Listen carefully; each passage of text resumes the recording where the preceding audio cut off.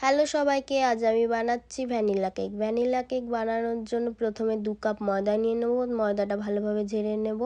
নেওয়ার পর তারপর নিয়ে নেব 2 কাপ চিনি। তারপর চিনিটা একইভাবে ঝেড়ে নেবেন। তারপর অন্য একটি পাত্রে 2 কাপ দুধ নিয়ে নেব। তারপর হাফ কাপ নিয়ে নেব বাটার বা সাদা তেল। তারপর মিক্স করে নেব। তারপর দিয়ে দেবো একটা ডিম। ভালো করে মিশ্রণটি ফেটিয়ে নেব। বাড়িতে একবার ট্রাই করে দেখবেন, অবশ্যই ভালো হবে একই পদ্ধতিতে। তারপর ভ্যানিলা এসেন্স দিয়ে দেব 2 ছিপি বা 2 চামচ। তারপর মিক্সচারটা ভালো করে মিশিয়ে নেবেন। তারপর গুঁড়ো দুধের 10 টাকার প্যাকেটের পুরোটা দিয়ে দেবেন।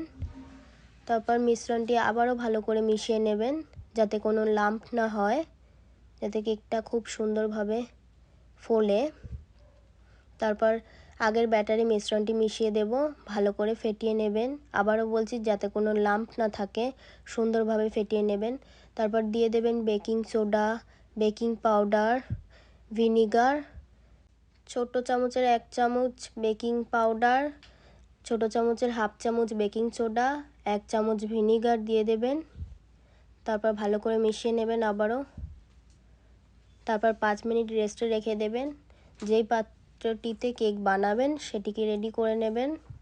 ভালোভাবে তেল মিশিয়ে ব্রাশ করে নেবেন। বাটার পেপার লাগানোর পর মিশ্রণটি ঢেলে দেবেন। তারপর এয়ার ফ্রায়ারে 200 ডিগ্রিতে 30 মিনিট দিয়ে দেবেন। দেখুন কেকটা কি সুন্দর ফ্লাফি আর কি সুন্দর ফুলেছে, খুবই সুন্দর। বাড়িতে একবার ট্রাই করবেন, আবারও বলছি। দেখুন কি স্মুথ কাটছে, কেকটা কত সুন্দর হয়েছে।